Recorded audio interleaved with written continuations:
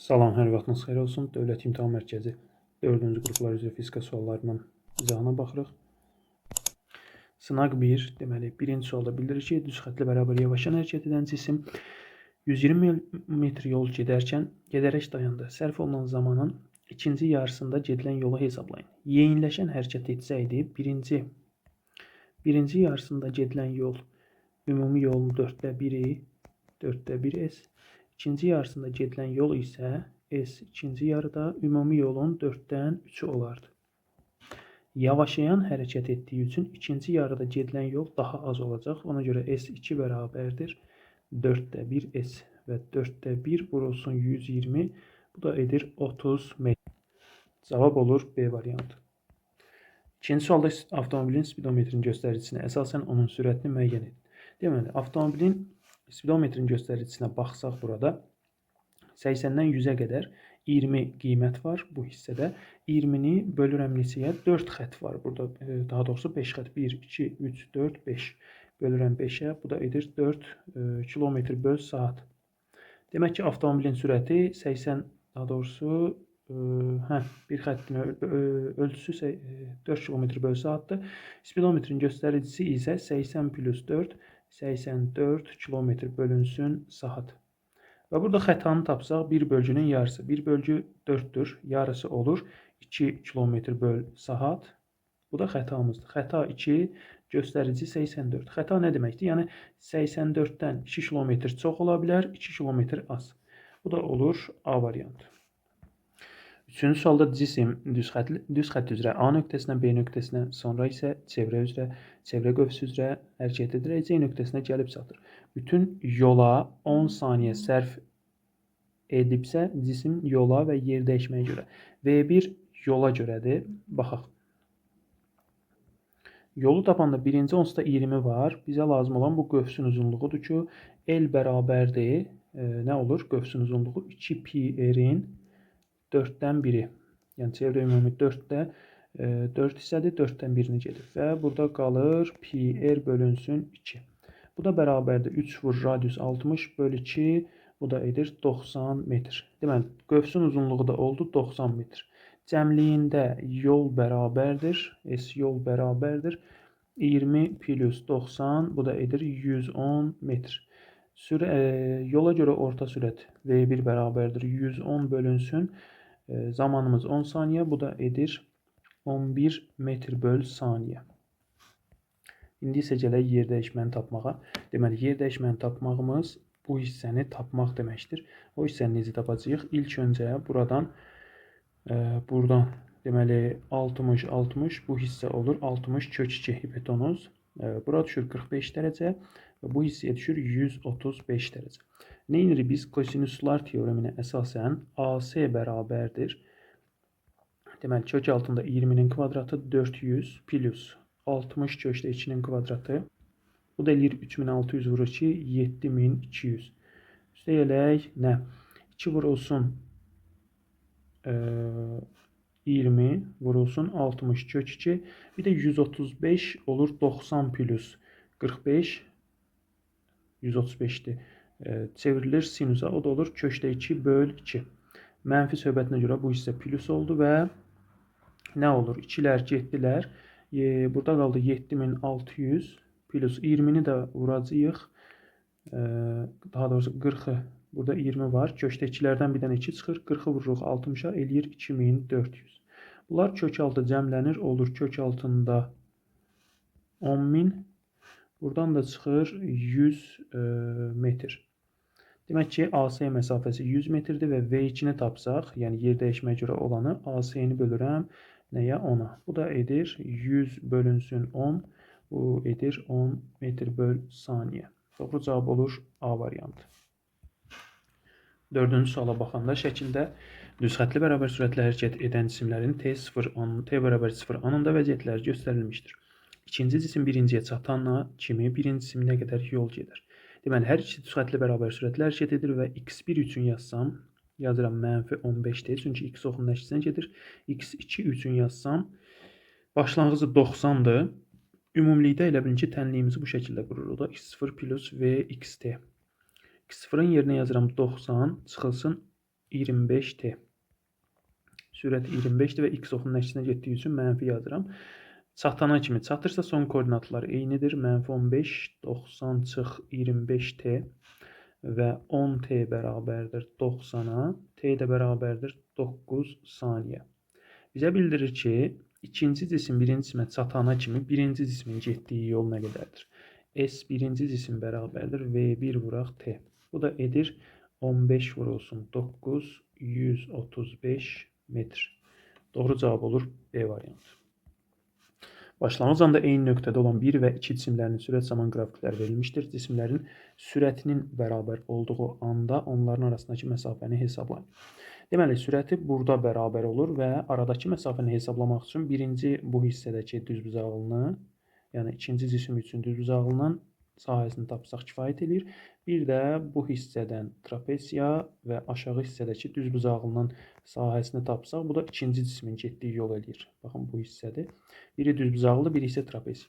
İndi ikinci cismin getdiyi yolu tapsaq, nə olur? 6 bu hissə, bir də katet 15. 6 vur 15 böl 2. Bu da edir 45 metr. Deməli, ikincinin getdiyi yol 45 metr. Birincinkini tapsaq S1. Bir dənə düzbucaqlı 6 vur 15 90. 6 vur 15 90. Plus bir də buradakı trapeziya. Düzbucaqlı trapeziya böyük oturacaq 6, kiçik oturacaq 4. Hündürlüyü isə 15. Nə edirəm? 6 plus 4 böl 2 vur 15 bərabərdir. Buradakı 90 plus 12'ye böləndə burada qalır 5. 5'i də 15'e 75. Bu da edir 165 metr.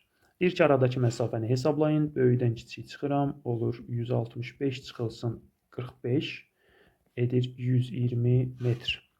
C variantı doğru cavab. 5-ci suala baxsaq, x oxu boyunca hərəkət, 6-cı sual daha doğrusu, x oxu boyunca hərəkət edən cisimlər üçün Euler-Venn diaqramına uyğun bəndləri müəyyən edin. Baxırıq, təcil sıfıra bərabərdir. Bu ümumiyyətlə yeyinləşən hərəkətdir. Bu hərəkət təcil var və sabitdir. Bu hissədə isə bərabər sürətlidir və təcil nədir? Sıfıra bərabərdir. Təcil sıfırdır ikinci üçün 1 getdi bura. Bərabər yeyinləşən hərəkət edir. Bu bərabər sürətlidir. Bu isə yeyinləşir. Sürət artır 2 bura. Koordinatı zamandan xətti asılıdır. İkinciyə uyğundur. Koordinat zamandan xəttidir. Burada isə koordinat zamandan bu şəkildə bir asılılığımız var. Gələk dördüncüyə. Sükunət alınan hərəkətə başlayıb. Bu yeyinləşən hərəkətə uyğundur ki, get-gedə sürət artır. Burada isə məsələn bu S-in T-dən asılılığında isə sürətin zamandan asılılığı bu şəkildədir. Bu belə. Yəni buradakı kimi olsaydı hərəkət bərabər sürətli yox, bərabər yeyinləşən olardı. Deməli 4 x oxu istiqamətinə hərəkət edir. Zaten başlanğıcda deyir ki, x oxu boyunca hərəkət edən. 5 də ortadadır. Deməli 2, 4, 1, 3 və 5. 2, 4, 1, 3 və 5 A variantına uyğundur. Hansı ifadələr doğrudur? Verilmiş radius çevrə üzrə bərabər sürətlə dövr edən maddi nöqtənin xətti sürəti. Deməli, radius sabitdir. Radius sabitdir və xətti sürət, bucaq sürəti, period tezliyi və bucaq sürəti. Yazıram, V bərabərdir omega r. Bir də V bərabərdir 2pi r böl t. Bir də 2pi r n. İndi bucaq sürəti ilə düz asılıdır. Bucaq sürətlə düz asılı olan dördüncüdür. Biri 4. Dönmə bucağı ilə tərs asılıdır. Səhvdir burada. Dönmə bucağı ilə tərs asılı deyil. Dövrətmə periodu ilə tərs mütənasibdir. Doğrudur. Burada gördüyümüz kimi dövrətmə periodu ilə tərsdir. Biri 2 olur. Üçüncüyə gəlsək, dövrətmə tezliyindən asılı deyil. Halbuki dövrətmə tezliyindən düz asılıdır. Doğru cavab olur 2 və 4. 8-ci sualda radiusu 80 cm olan çevrə üzrə bərabər sürətli hərəkət edən maddi nöqtə A nöqtəsinə, B nöqtəsinə 0,5 saniyəyə çatır. Maddi nöqtənin mərkəzə qaçma təcilini hesabla. Deməli, burada nə edirik? Bizə periodu verməyib, sadəcə bucaq verib və 0,5 saniyə çatdığını deyir. 45 dərəcə ümumi 360-ın 8-dən biridir. Yəni T bərabər 8-də 1T. Buradan periodu tapsam 8-i vuracam nəyə? Balaca T-yə. Yəni 8-i vururam 0,5-ə. Bu da edir 4 saniyə. Və indi nə etməliyəm? Yazıram ki, mərkəzə qaçma təcili 4pi kvadratı r 4pi kvadratı r böl t-nin kvadratıdır və 4 vurulsun pi kvadratı 10'dur. R 80 cm və bu eləyir 0,8. bölünsün t'nin kvadratı. 4'ün kvadratı 16. Buradan bu getdi qaldı 2. 2 nə idi? 4. 8-i də bölürəm 4-ə. 2 metr böl saniyenin kvadratı. Olur B variantı. 9-cu sualda düz xətli hərəkətdən eyni kütləli 1 və 2 cisimlərin sürətinin proyeksiyası tabanının asılı qrafikləri verilmişdir. Cisimlərə təsir edən əvəzləyici qüvvələrin proyeksiyasının nisbətini hesablayın. Deməli, burada F2-nin F1-ə nisbətini tapmalıyam və F1-ə nisbəti və burada nə edirəm? M kütlələr eyni olduğu üçün A2, M, A1 kütlələr getdi və təcillərə baxıram. Təcillər nədir? Sürət dəyişməsinin zamana nisbəti. Və birincinin, daha doğrusu ikincinin təcili 20, ikincinin təcili 0,15 böl 5, birincinin təcili isə 25 çıxılsın 20 bölünsün nə 5. Sürətdə qaldı mənfi 15 böl 5 mənfi 3, məxrəcdə isə 5 böl 5 1. Bu da edir mənfi 3. Mənfi 3 də doğru cavab olaraq C variantında var. Keçid alırıq 10-cu suala. Üfüqi müstəvidə 30 kiloqram kütləli cisim şəkildəki istiqamətdə 50 Newton qüvvənin təsiri ilə hərəkət edir. Cismə təsir edən reaksiya qüvvəsini hesablayın. Deməli, burada nə edirik birincisi? Baxırıq mg aşağıya doğrudur və burada N reaksiya qüvvəmiz yuxarıya doğrudur. Və bir də burada F perpendikulyarımız var ki, səthdən aşağıya doğru yönəlir. Həmin hissəni mən burada çəksəm, F perpendikulyar, qarşıdakının hipotenuza nisbəti, yəni F perpendikulyarın F-ə nisbəti sinus alfadır. F perpendikulyarı tapsam, F sinus alfadır və nə edirəm mən burada? N reaksiya qüvvəsi F perpendikulyarla mg-nin cəmidir. Yəni, N reaksiya qüvvəsi F perpendikulyarla mg-nin cəmidir. Bunu da yazıram yerinə mg, daha doğrusu F sinus alfa və plus mg-yə. F sinus alfamız nəyə bərabərdir? F-imiz 50, sinusumuz 0,8 və plus 30 vur 10. Bu da edir 40 üstəyələk 300. 340 Newton edir ki, doğru cavab A variantında var. Sürtünməsiz üfüqi səth üzərində kütlələri 2 və 3 kiloqram olan cisimlər 20 Newton qüvvənin təsiri ilə hərəkət edirlər. İkinci cismin birinciyə etdiyi təsir qüvvəsini hesablayın.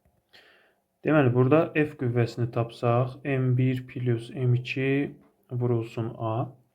İkinci cismin birinciyə etdiyi təsir qüvvəsini tapsaq, təsir qüvvəsi bərabərdir 2 vurulsun A. Və burada tərəf-tərəfə bölsək, F-in T-yə nisbəti M1, M2 vurulsun A-nın M2 A-ya nisbəti. A-lar ixtisar getdi. 20 böl T bərabərdir.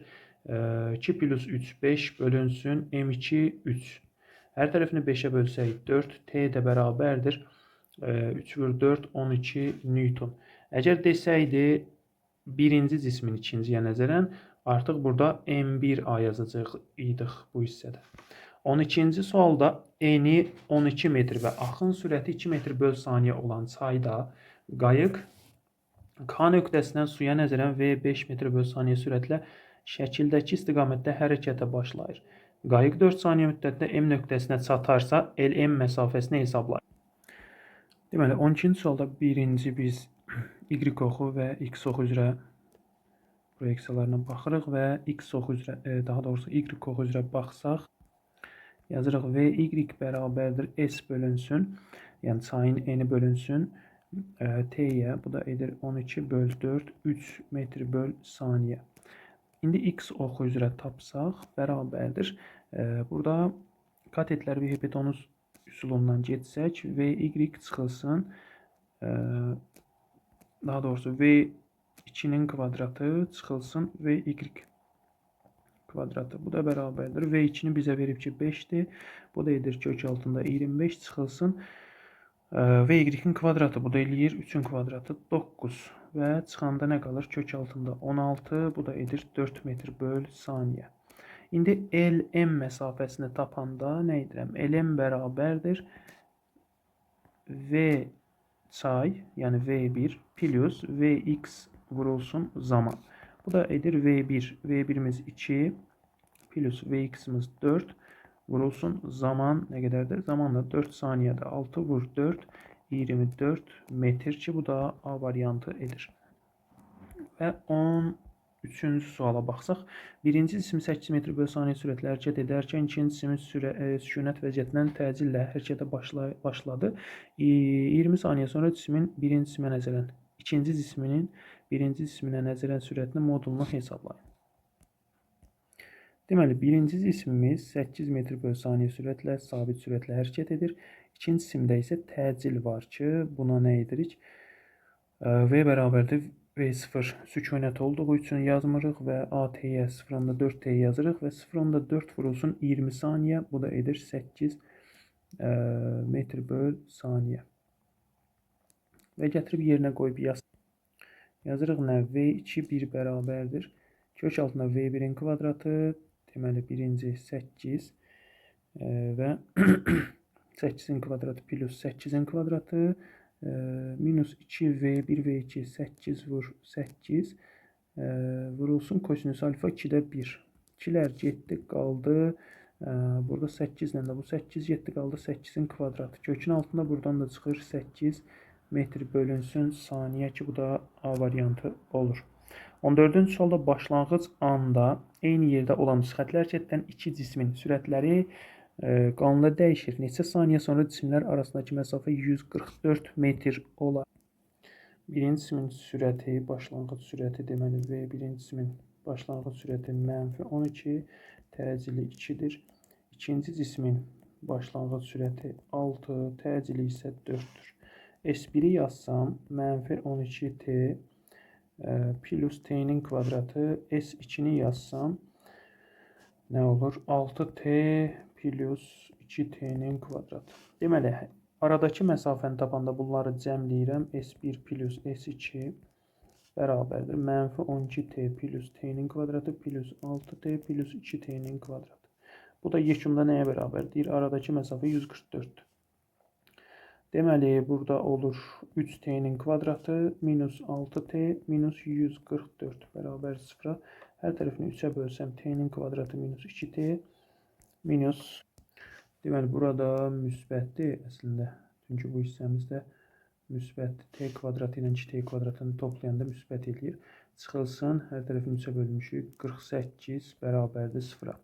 T1'imiz olur -8 və T2'miz olur müsbət 6 saniyə. Bu ola bilmədiyi üçün cavabımız olur 6 saniyə. 15-ci sualda bildirir ki, hansı ifadələr doğrudur? O1, O2 ox ətrafında fırlanan kürənin üzərində A və B nöqtələrini müəyyən zaman müddətində getdiyi yollar dönmə bucaqları sürət dəyişmələri bərabərdir. Getdiyi yollar təbii ki, fərqli olacaq. Belə çevirdiyimiz zaman, bu şəkildə çevirdiyimiz zaman baxırıq ki, burada yol zaten fərqlidir. Bu hissədə də görsək. Yəni, getdiyi yollar fərqlidir, bu heç. Dönmə bucaqları, bu çevrələr konsentrik çevrə formasındadır. Bu şəkildədir. Və nəticədə nədir? Burada üstdəki çevrəni daha normal çəkək. Konsentrik çevrə şəklindədir. Və nəticədə burada period, tezlik, bucaq sürəti, dönmə bucağı nədir? Bərabər. Yəni, eyni qədər, belə deyək də, qiymət alırlar. 1, 2. Sürət dəyişməsi bərabərdir. Sürətlər fərqli olduğu üçün, sürətlər fərqlidir da, belə deyək. A nöqtəsinin sürəti VA işarə eləsək, B nöqtəsinin sürəti VB-ni işarə eləsək, burada delta V-lər də təbii ki, nə olacaq? Fərqli olacaq. VA kök 2 ilə delta V bərabərdir. VB kök 2 olacaq. Və nəticədə nə olur? Sürət dəyişmələrdə fərqli olur, bərabər olmayacaq. Düzgün cavab sadəcə A variantı. 16-cı sualda müstəvi üzərində düz xətt üzrə hərəkət edən cisim koordinatları x bərabərdir 14 plus 3-dir. Demək ki, Vx-im neçədir? 3 metr bölü saniyədir. Vy-im isə -4 metr bölü saniyədir. Yəni, x oxu üzrə cisim x oxu üzrə gedib, y oxunun isə əksinə gedib. Və yekunda cismin sürətini tapsam, v bərabərdir. Kök altında vx-in kvadratı plus vy-in kvadratı. Bu da bərabərdir. Kök altında vx 3'ün kvadratı 9 plus mənfi 4'ün kvadratı 16. Bu da eləyir kökdə 25. Buradan da çıxır 5 metr böl saniyə. Doğru cavab olur D bəndi. Sükunət alınan hərəkətə başlayan, kütləsi 10 kiloqram olan cisimə təsir edən qüvvənin əvəzləyicisinin proyeksiyası zamandan asılı qrafiki verilmiş. D1 2 saniyə, T2 isə 6 saniyə arasında keçən müddətdə cismin getdiyi yolu hesablayın. Bizə lazımdır bu hissə. Biz buradan təcilin zamandan asılılığını çəksək, sonra da sürətə keçəcəyik. Təcilin zamandan asılılığını çəksək, kütləsi 10'dur və qüvvə 40'dır. Demək ki, təcilimiz 40 böl 10, 4-lə nə olur? Sabit olaraq qalır. Eyni prosesi, bura 2 saniyə, bura 6 saniyə. Eyni qrafiki mən sürət üstündə çəkirəm. Bu şəkildə. V'nin T'dən asılılığı və 0 buradan başlayır, artır. Burada nə olur? 2 saniyə. Burada da olur 6 saniyə. Və təcil 4 olması üçün sürətim olmalıdır 8. Təcilin yenə də 4 olması üçün zaman 6 olanda burada olmalıdır 24. 24 çıx 0 bölü 6 eləyir 4. Mənə deyir ki, keçən zaman müddətində, yəni hansı ara lazımdır mənə bu hissə.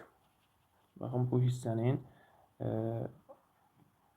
sahəsini tapmaq lazımdır. V'nin T'dən asılılığında fiqurun sahəsi gedilən yolu verir. S bərabərdir 8 plus 24 bölü 2 vur 4. Bu da edir 32 vur 4. 32 vur 2 64 metr. D variantında var. 18-ci sualda bildirir ki, kilogram vur metr kvadratı joule vur saniyənin özü. Deməli, 18-ci sual kilogram vurulsun metrin kvadratı joule vur saniyə. Qiymətlərini gətirib yerinə yazsaq, kilogram vurulsun metrin kvadratı, burada saniyə və kilogram vurulsun metrin kvadratı böl saniyənin kvadratı bərabərdir. Bunlar getdilər. Bunlar da getdi, burada qaldı 1 böl saniyə. O da tərsinə çevrilir, olur saniyə. Bu da nəyin vahididir? Dövr etmə periyodunun. A variantı doğru cavabımızdır. 19-cu sualda radiusu 2 metr, radius 2 metr olan çevrə üzrə bərabər sürətlə dövr edən cismin periyodu 4 saniyədir. T bərabərdir 4 saniyə. A nöqtəsini keçəndən sonra 7 saniyə ərzində cismin sürət dəyişməsinin modulu və istiqamətini müəyyən edin. Baxaq. Cisim A nöqtəsinə gəlir, bir dövr elədi, 4 saniyə keçdi. İkinci dəfə gəlib, baxın 4 saniyə, ümumiyyətlə 4 hissəyə ayırsaq, bura 4 saniyəyə çatdı. Bura düşür 5, 6, 7, təzədən ikinci periyodda gəlib bura düşür 8.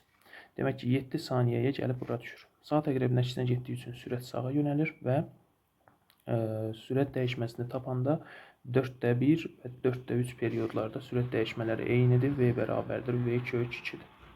Birinci sürətin özünü tapsaq, 2 pi r böl t bərabərdir. 2 pi 3 r 2 t 4. Olur 3. Sürətimiz 3'dür. Dəyişməsi olur 3 kökdə 2 və sağa doğru.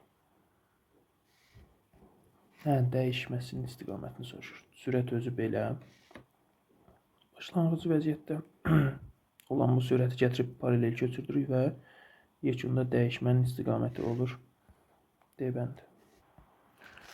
Burada M2 şeyimiz var. Aşağıya doğru ağırlıq qüvvəmiz 70 Newton. F'imiz 40 Newtondur və bir də M1 şeyimiz var ki, bu 50 Newtondur. Deməli, sol tərəfdə yekun olaraq 90 Newton qüvvəmiz var. Bu ikisinin cəmi.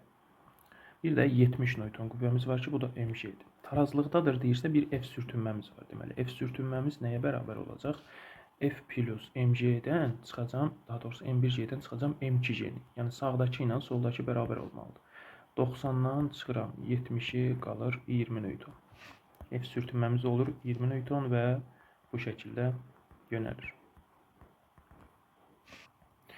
Çevrə üzrə bərabər sürətli dövr edən maddi nöqtə üçün hansı fiziki kəmiyyət zamana görə dəyişir? Deməli, dövr etmə periyodu sabitdir çevrə üzrə hərəkətdə. Dövrlərin sayı. Yəni, zaman dəyişirsə, zaman artırsa, dövrlərin sayı da təbii ki artacaq. 1, 2. Mərkəzə qaçma təcili A bərabərdir 4 pi kvadratı, n kvadratı, bir də r. N'in yerinə gətirib yazırıq. 4 pi kvadratı, n'in yerinə yazacağıq n kvadratı böl t'nin kvadratı vur r. Demək burada zamanımız var onsuzda, bir də dövrlərin sayı var. Dövrlərin sayı dəyişdiyi üçün təcilimiz də dəyişir. Doğru cavab olur 2 və 3. Bucaq sürəti isə sabit qalır. Çevrə üzrə bərabər sürətlə hərəkətdə çevrənin radiusu və dövr etmə periyodunu 3 dəfə azaltsaq. V-ni, təcili və tezliyini araşdıracağıq. V bərabərdir 2πr böl t. Deyir ki, radiusu və periodu 3 dəfə azaltsaq. Radiusu 3 dəfə azaltsam, periodu da 3 dəfə. Ümumiyyətlə, sürət radiusla düz asılıdır, periodla isə tərs asılıdır. Burada periodu 3 dəfə azaldıb, birini azalıram, birini artırıram. Daha doğrusu ikisini də azaltdığım üçün period tərsinə fırlanır və V dəyişmir. Düzdür, birinci düzdür. Mərsə qaçma təcili 3 dəfə artar. Baxaq. 4π kvadratı r böl t-nin kvadratı. Period 3 dəfə azaldığı üçün tərsinə çevrilir, 9 dəfə artır.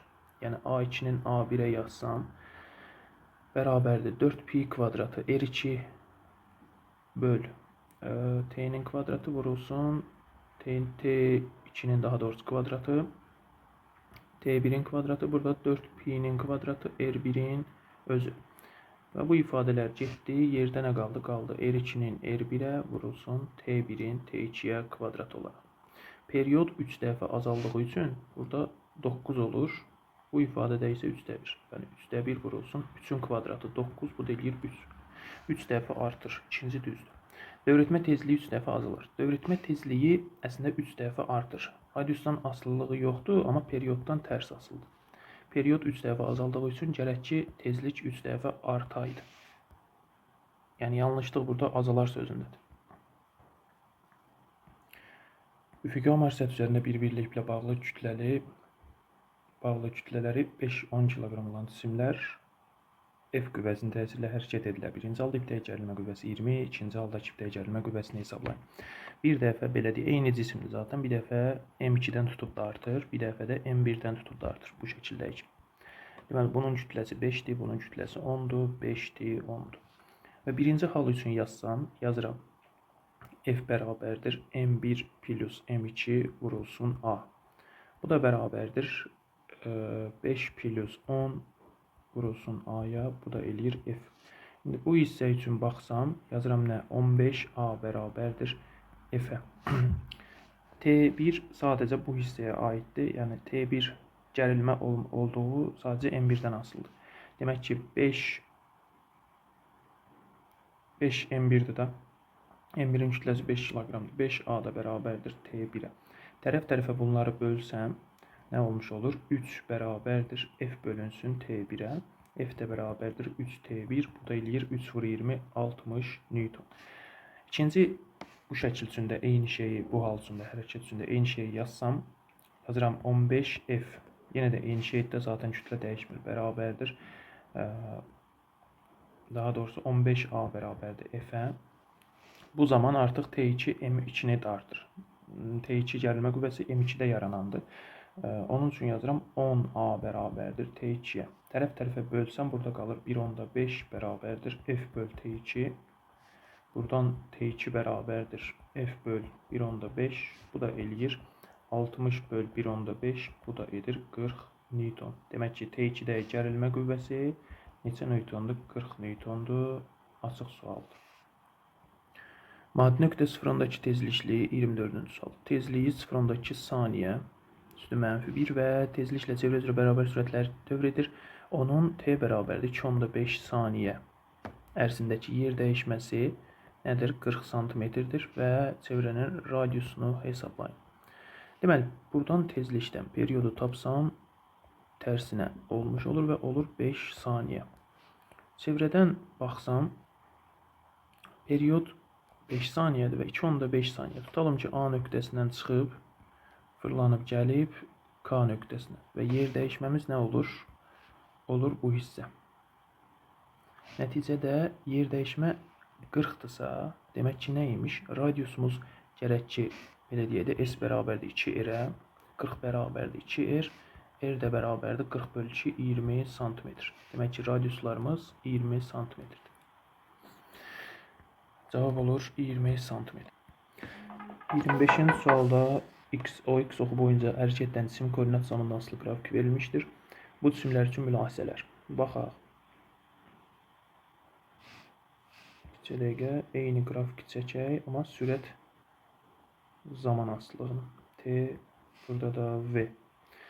Biraz da aşağıya düşürdük, çünki x oxunun əksinə var. Bu ana qədər olan proses necə gedir? X oxunun əksinə gedir. X oxu yuxarıdır, cisim isə aşağıya doğru gəlir və nəticədə x oxunun əksi istiqamətində nə edir bu cisim? Yavaşlayır. T0 anı. Sonra başlayır T0-dan 2T0-a qədər gördüyünüz üzrə yeyinləşir. X oxu istiqamətində yeyinləşir və belə çəkəcəm. Bu hissə olur 2T0 anı. 2T0-dan 3T0-a qədər fikir versəz, düz xətli bərabər sürətli getmiş olur və 2T0-dan da 3T0-a qədər belə çəkir. Bu şəkildə bura olur 3T0. Gələk indi proseslərə. 0T0 aralığında yeyinləşən yanlışdır. Burada məsələn -5-dən gəlir 0-a doğru başlayır yavaşlamağa. Burada yavaşlayan hərəkət edir. Birinci yanlışdır. Burada yavaşlayandır. T0 2T0 aralığında təcil 0-dır.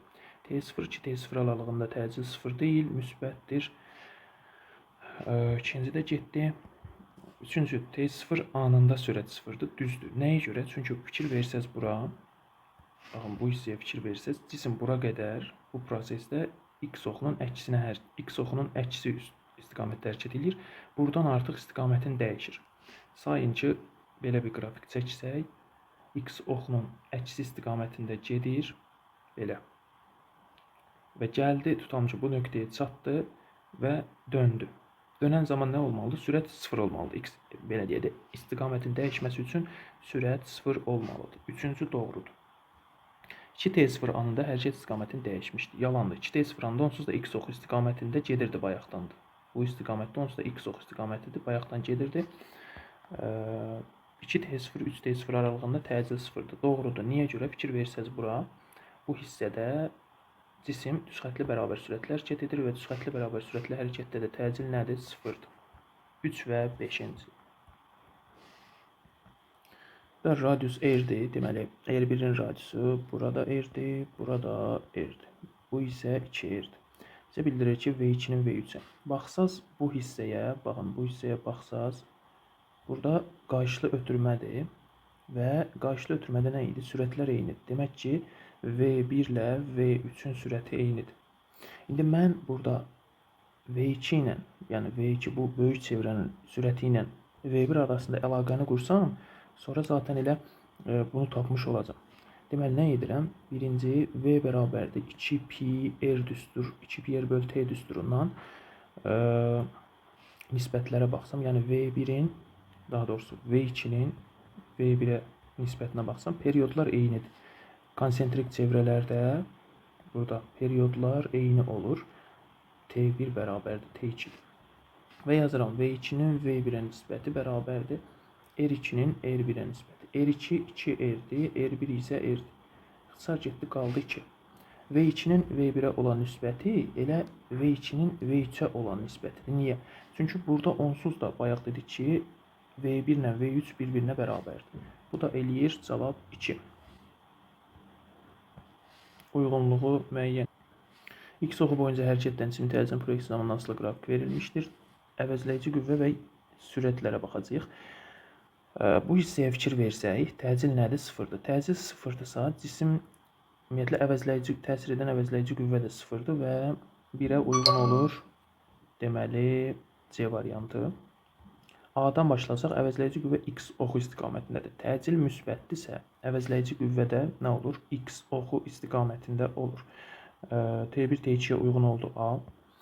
Əvəzləyici qüvvə x oxunun əksinədir. Təcil burada mənfidir və əvəzləyici qüvvə də x oxunun əksinədir. Bu da uyğun olur T2, T3-ə. Cisim bərabər yeyinləşən hərəkət edir. Bərabər yeyinləşən hərəkət zamanı, baxaq, ümumiyyətlə hərəkət x oxu istiqamətindədir. Təcil müsbətdirsə, cisim nə edir? Bərabər yeyinləşən hərəkət edir. Təcil harda müsbətdir? Burada, bu hissədə. Demək ki, T1, T2 aralığında bərabər yeyinləşən hərəkət edir. Bərabər yavaşayan hərəkət edir. Təcil mənfidir, yəni bir-birinə əks yönəlirlər. Bərabər yavaşayan hərəkət edir. Bu da üçüncüyə uyğundur. Keçək növbəti suala. Kütləsi 1200 olan avtomobil üfüqi yolda 30 metr/saniyə sürətlə hərəkət edərək tormozlanır. Tormoz müddətində avtomobil yalnız 600 Newton sabit sürtünmə qüvvəsinin təsiri ilə hərəkət edir. 28-ci tapşırığa baxanda tormoz müddətində avtomobil necə hərəkət edir? Tormoz müddətində avtomobil düz xətli bərabər yavaşayan hərəkət edir. Yavaşayan hərəkət edir.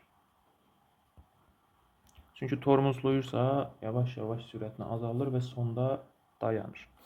29-cu sualda avtomobilin tormoz müddətini hesablayın. T tormoz bərabərdir V0 bölünsün A-ya. Bu da bərabərdir V0 bölünsün müj.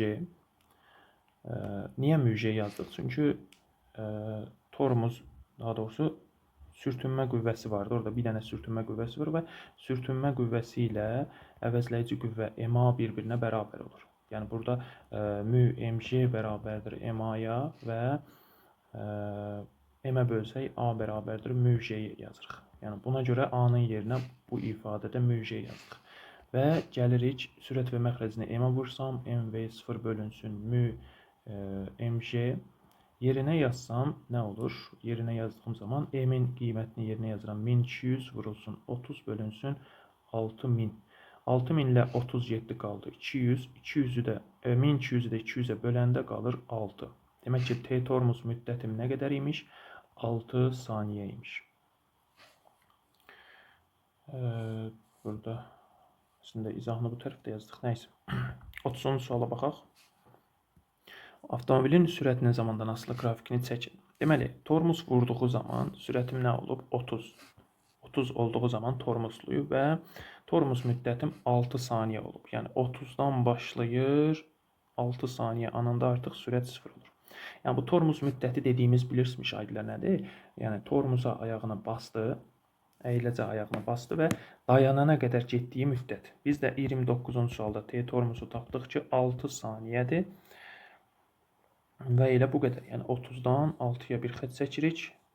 Çünki başlanğıc sürəti tormoz vuran zaman 30 idi və 6 saniyədə də dayandı. İzlədiyiniz üçün təşəkkürlər. Növbəti izahlarda görüşənədək.